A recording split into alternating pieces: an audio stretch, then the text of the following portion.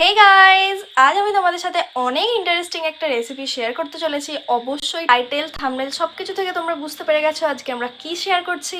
আমরা আজকে most awaited একটা রেসিপি শেয়ার করছি, মাটন বিরিয়ানি। টেন টেন, তো কলকাতা বিরিয়ানি, তাই অবশ্যই আলু আছে, ডিম আছে, আর অবশ্যই সাথে আছে মাটনের বড় একটা পিস। স্পেশালি বিরিয়ানির জন্য আমরা এই পিসটাকে বানিয়ে এনেছিলাম।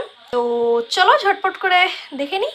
আমাদের বিরিয়ানি রান্নার ফার্স্ট স্টেপ হচ্ছে মাটনটাকে ভালো মতো ম্যারিনেশন করা। মোটামুটি 3 থেকে 4 ঘন্টা আগে ম্যারিনেশন পর্ব শুরু করে দিতে হবে। তো প্রথমেই এখানে নিয়ে নিয়েছি 500 গ্রাম মতো মাটন। তার মধ্যে দিয়ে দেবো এখানে 3 থেকে 4 বড় চামচ টক দই, 1 চামচ ভর্তি বিরিয়ানি মশলা, তারপর যাবে অল্প পরিমাণে হলুদ গুঁড়ো, 1 চামচ ভাজা জিরের গুঁড়ো, 1 চামচ ভাজা ধনের গুঁড়ো, এবং তারপর যাবে অল্প পরিমাণে শুকনো লঙ্কার গুঁড়ো এবং স্বাদ মতো নুন। তারপরেতে দিয়ে দেওয়া হবে 2 চামচ মতো রসুন বাটা। আগে থেকে রসুন আমাদের বাড়িতে বাটা থাকে তার জন্য। হয়ে গেলে এবার আমরা একটা হামানদিস্তাতে নিয়ে নেবো গোটা গরম মশলা, মানে দারচিনি, লবঙ্গ আর এলাচ, তার সঙ্গে জায়ফল, জয়িত্রী, এবং এটাকে খুব সুন্দরভাবে হামানদিস্তাতে গুঁড়ো করে নেব। সুন্দরভাবে গুঁড়ো করা হয়ে গেলে এবার এটা দিয়ে দেবো ম্যারিনেশনের মধ্যে, মোটামুটি 1 চামচ মতো। তারপরেতে চলে যাবে 5 থেকে 6 বড় টেবিল চামচ সর্ষের তেল। তারপর যাবে টেক্কা মার্কা আতর, ভাজা আপনাদের সামনে অ্যাভেলেবেল আছে মিঠা আতর বেসিক্যালি। তারপর যাবে এতে একে একে কেওড়া জল 2 চামচ মতো, তারপর যাবে গোলাপ জল 2 চামচ মতো, তারপর যাবে এতে একটা পেস্ট, যে পেস্টের জন্য আমরা আগে থেকে নিয়ে নিয়েছিলাম আদা আর কাঁচা লঙ্কা, এবং সমস্ত কিছু হালকা জল দিয়ে পেস্ট করে সেই পেস্টটা এখানে দিয়ে দেওয়া হবে। এবার খুব সুন্দর করে ভালোবাসা দিয়ে মাংসটাতে মশলাগুলো মাখিয়ে নেওয়া হবে, এবং এই অবস্থায় আমরা ছেড়ে দেবো এটাকে। তারপর আমরা এখানে আলুগুলোতে কেশরী রং মাখিয়ে নেবো। হলুদ গুঁড়োর থেকে কেশরী রং অনেক ভালো এফেক্ট দেয়, একদম পুরো দোকানের মতো ফিল দেয়। আর কেশরী রং মাখিয়ে রেখে এটাকে ভেজে নিলে না একদম ভেতর অব্দি হলুদ রংটা চলে যায়। আমরা বেশি কেশরী রং দেওয়া প্রেফার করি।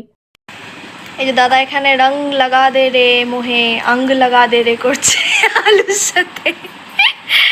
আসলে এরা খুব প্রফেশনাল রাঁধুনি, তো এদের টেকনিকগুলো আমাদের থেকে অনেক আলাদা। আপনারা শিখে নিতে পারেন এরকম ভাবে আপনারা করবেন, আপনাদের বিরিয়ানির টেস্ট অনেক বেশি হবে।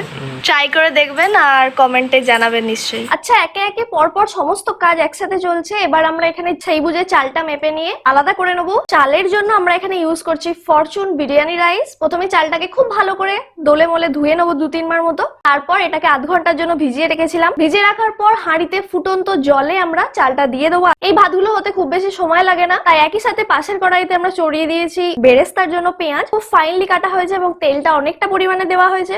বিরিয়ানি তো বেরেস্তা ছাড়া জাস্ট ইনকমপ্লিট। তো ভালো মতো নেড়ে চেড়ে এটাকে রান্না করতে থাকবো। ফ্লেমটা এখানে মিডিয়াম টু হাই এর মধ্যেই কিন্তু থাকবে। ভাতটা ততক্ষণে হয়ে গেছে ভাজতে ভাজতে, তো কেকা দিয়ে এখানে প্যানটা গড়িয়ে দিচ্ছে আমাদের জন্য।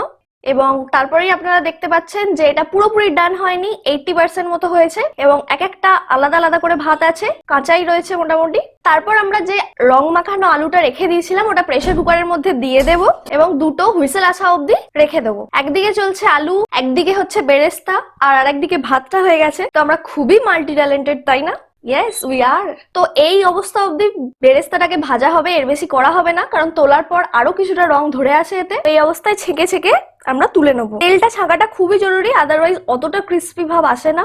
আচ্ছা, হয়ে যাবার পর ওই কড়াইতেই আমরা মাংসের জন্য পেঁয়াজ চাপিয়ে দিয়েছি, এবং তার সাথে সাথে দিয়ে দিয়েছি টমেটো। বিরিয়ানিটা এখানে একটু অন্যরকম ভাবে করা হচ্ছে, তাই যে পাত্রে ভাত হলো সেই পাত্র থেকে অন্য আরেকটা পাত্রে ভাতটাকে অর্ধেক করে নেওয়া হচ্ছে, 2টো আলাদা পাত্রে। তো যে পাত্রে ভাতটা আলাদা করে রাখা হয়েছিল আধখানা ভাত, ওই পাত্রে দিয়ে দিলাম এখন বিরিয়ানি মশলা। তারপর আমরা নুন দিতে ভুলে গেছিলাম ভাত করার সময়, তো এখন প্রয়োজনীয় নুন 2টো ভাতেই মাখিয়ে নেবো আলাদা করে। তারপর মশলা নুন সমেত ভাতটাকে খুব সুন্দরভাবে হালকা হাতে ঝাঁকিয়ে নেবো। মশলা মাখানো ভাতে এবার দেওয়া হচ্ছে ঘি।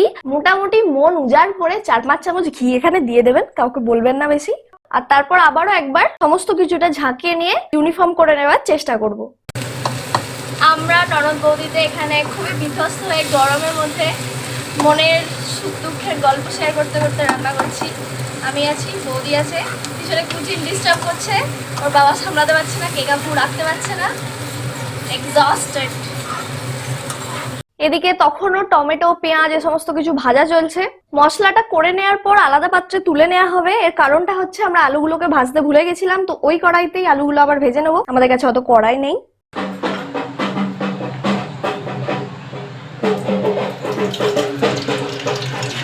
তো ওই কড়াইটাতেই আবারও একটুখানি সরষের তেল দিয়ে সেদ্ধ করা আলুগুলো দিয়ে দেবো। জাস্ট হাই ফ্লেমে ভালো মতো নাড়াচাড়া করে ভেজে নিয়ে এটাকে নামিয়ে রাখবো, আর কোনো কাজ নেই এটা। আবার কড়াইতে তেল গরম করব ভালো মতো। তেল গরম হয়ে গেলে এতে ম্যারিনেটেড মাটনটা দিয়ে দেওয়া হবে এবং তার সাথেই চলে যাবে যে মশলাটা কষিয়ে রাখা ছিল সেটা। এটা দেখতে একটুখানি আজব লাগলেও জাস্ট মশলাটা কষে যখন মাংসটা দেন সেরকমই এটা। মাঝখানে কিছু পেন্ডিং কাজের জন্য ব্যাপারটা এরকম একটু হযবরল হয়ে যাচ্ছে। তো এই অবস্থায় মাংসটাকে ঢাকা দিয়ে জাস্ট সেদ্ধ হতে দেবো, হাই ফ্লেমেতেই থাকবে এটা। তো আমি আপনাদের রিক্যাপিচুলেট করতে করতে যাই। এখানে হচ্ছে যে একটা পোর্শনে ভাত আর সমস্ত মশলা মাখানো আছে, এখানে আলুটা সেদ্ধ করার পর ভেজে রাখা আছে, এখানে হচ্ছে বাকি হাফ ভাতটা যেখানে শুধু নুন মাখানো আছে আর কিছু মাখানো নেই, আর এদিকে হচ্ছে যে মশলা যেটা কষানো ছিল সেটা কষানোর পর মাংসটাতে দিয়ে দেওয়া হয়েছে। মাটন নিজে থেকে অনেকটা জল রিলিজ করছে এবং সেই জলে এটাকে রান্না হওয়ার জন্য আমরা ছেড়ে দিচ্ছি। তো এদিকে হচ্ছে মাংসটা আমাদের একটা গ্যাস ফাঁকাই যাচ্ছে। আমরা গ্যাস ফাঁকা রাখতে একদমই পছন্দ করি না, তো তার জন্য ডিমগুলো ছিল, ডিমগুলো আমরা প্রেসার কুকারে দিয়ে দেবো। এখানে ডিম বসিয়ে দেওয়া হয়েছে, তার মধ্যে চলে যাবে অল্প একটুখানি নুন। এটে দিয়েছি, এতে হাই ফ্লেম আছে, হাই ফ্লেমে পড়বে একটা সিটি পড়লেই আমরা এটাকে অফ করে দেবো। আর একটা ফেভারিট আর লোভ লাগা পার্ট হচ্ছে এই যে সাইডসগুলো, যেখান থেকে জাস্ট হালকা হালকা তেল ছাড়তে শুরু হয়েছে।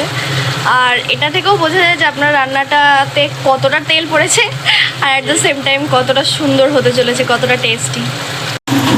মাংস আমাদের হয়ে এসছে প্রায়, তারপরে হালকা হালকা করে সুন্দর হাত দিয়ে একটু নেড়ে দাও। এই সময়তে কালারটা ভালো আনার জন্য এখানে এক ভর্তি চামচ মতো কাশ্মীরি লঙ্কার গুঁড়ো দিয়ে দেওয়া হবে। 40 মিনিট মতো কষা হয়ে গেলে এবার এতে গরম জল দিয়ে দেবো প্রয়োজন মতো এবং আবারও 45 মিনিট ঢাকা দিয়ে মাংসটাকে সেদ্ধ করে নেব। তো মাংসটা এখানে এই পর্যায়ে একদম রেডি হয়ে গেছে, সাইডস থেকে তেল ছেড়ে এসছে, খুব সুন্দরভাবে সেদ্ধ হয়ে গেছে, যা যা হবার দরকার ছিল সমস্ত কিছু হয়ে গেছে।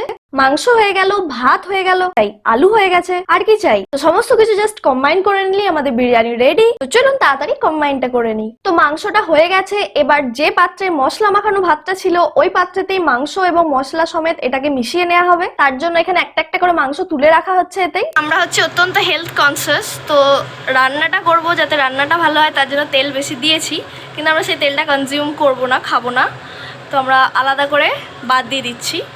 এরপর আমরা ঘিও অ্যাড করবো এতে। আর এই যে দুষ্টু ওর মাকে ছাড়বে, ও এখানে রান্নায় অংশগ্রহণ করবে।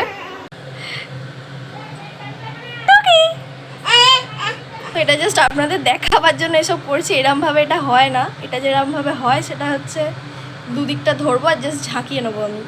তো ওটা করে দেখাচ্ছি যে আলটিমেটলি কি দাঁড়ালো ব্যাপারটা। সাদা ভাত যেটা হাঁড়িতে ছিল ওটা আরেকটা জায়গায় ট্রান্সফার করে নেওয়া হয়েছে, এবার লেয়ারিং এর প্রসেস চলছে। তো একদিকে এখানে ডেকচিতে রয়েছে মাংস মশলা মাখানো ভাত, এবার হাঁড়িতে সাদা ভাতের ওপর ওই মশলা মাখানো ভাতের আরেকটা লেয়ার দিয়ে দেওয়া হয়েছে। তারপর একটা দুটো তিনটে আলু দিয়ে দেওয়া হয়েছে, দুটো চারটে মাংস দিয়ে দেওয়া হয়েছে। তারপর এতে বেরেস্তা যেটা করে রাখা হয়েছিল ওটা উপর থেকে ছড়িয়ে দেওয়া হবে। আপনারা নিজেদের মন পছন্দ অনুযায়ী যেমন খুশি ভাবে এটাকে ডেকোরেট করতে পারেন, আমরা এখানে এইভাবে করেছিলাম। তারপর এর উপরে সাদা ভাতের লেয়ার যাবে বিরিয়ানি মশলা হালকা করে, সঙ্গে অল্প একটুখানি নুন দিতে হবে। নুনটা কম হওয়ার জন্য নয়, নুনটা দিতেই হয় লেয়ারিং এ, আদারওয়াইজ মনে হয় কিছু একটা মিসিং থেকে গেছে। তারপর আবার এতে মাংসের লেয়ার গুলো চলে যাবে, তারপর যাবে মশলা ভাতের লেয়ার। এরকম ভাবে বিরিয়ানিটা লেয়ারিং করলে না খুব সুন্দর টেস্ট হয়। কালারিং এর জন্য শুধুমাত্র নয়, এইভাবে করলে না টেস্ট কালার সমস্ত কিছু একসাথে আসে। তারপর আবার দিয়ে দিচ্ছি আলু, যাবে হালকা করে নুন, সাথে সাথে যাচ্ছে ভাত এবং নুন, শেষে আবার মশলা মাখানো ভাতটা এতে দিয়ে দেওয়া হবে।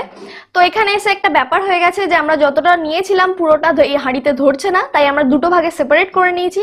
একটা হবে এই হাঁড়িতে আর একটা এই ডেকচিতে কুক হবে। শেষে উপর থেকে বেরেস্তা আর একবার দিয়ে দেবো। তারপর যে ডিমগুলো সেদ্ধ করে রেখেছিলাম ওগুলো এক একটা করে সাজিয়ে আলুর সাথে যেমন যা হয় আর কি ভালো লাগার মতো, বাকি যে ভাতটা পড়েছিল এবং বাকি যে আলু ডিম যা ছিল সমস্ত কিছু এই ডেকচিতে দিয়ে দেওয়া হবে। দুটো পাত্রেই অল্প পরিমাণ করে উপর থেকে বিরিয়ানি মশলা বেরেস্তা এই সমস্ত কিছু দিয়ে রেডি করা হচ্ছে। এইখানে হচ্ছে হালকা একটুখানি দুধে আমরা কেশরী রংটা মিশিয়ে রেখেছিলাম, ওইটা উপর থেকে দিয়ে দেওয়া হচ্ছে কালারিং এর জন্য, যেটা নর্মালি সবাই করে আর কি। তো দুটো গ্যাসের দুটো বার্নারে একদিকে চলে গেছে হাঁড়ি আর একদিকে রয়েছে ডেকচি।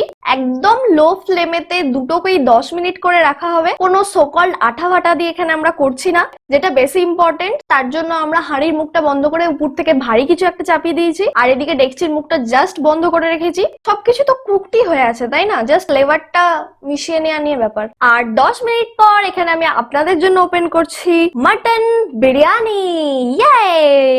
তো হাঁড়িটা খুলতেই জাস্ট অনেকক্ষণ থেকেই গন্ধটা ছড়াচ্ছিল, বাট এই হচ্ছে যে ট্রু মাটন বিরিয়ানি। তো তারপর একটা পাতলা সাইড জোলা যে কোনো একটা হাতা বা যে কোনো ডিশ নিয়ে আপনারা এটা সার্ভ করতে শুরু করতে পারেন। আমাদের সমস্ত কিছুটা লেয়ারিং এই খুব সুন্দরভাবে মেশানো ছিল, তাই কেটে তোলার আলাদাভাবে কিছু নেই। যেটা পছন্দ, যে পিসটা পছন্দ, যে ডিমটা পছন্দ, যে আলুটা পছন্দ, জাস্ট তুলে প্লেটে দিয়ে দিন। তো এই হলো ফাইনাল লোভ ধরানো পার্ট। ভিডিওটা ভালো লেগে থাকলে, দেখে একটুও লোভ লেগে থাকলে, খেতে ইচ্ছা করলে বানিয়ে বা বাইরে থেকে কিনে কমেন্ট করে জানাতে ভুলো না। ভিডিওটা লাইক করে দিও, সাবস্ক্রাইব করে নিও চ্যানেলটা এরকমই মন ভালো করার রেসিপি পেতে। তো পরের বার আবারও দেখা হচ্ছে কোনো মন ভালো করার রেসিপি নিয়ে। ততক্ষণ অবধি নিজের প্রতি কনফিডেন্ট থাকো, খুব হাসি খুশি থাকো। টাটা।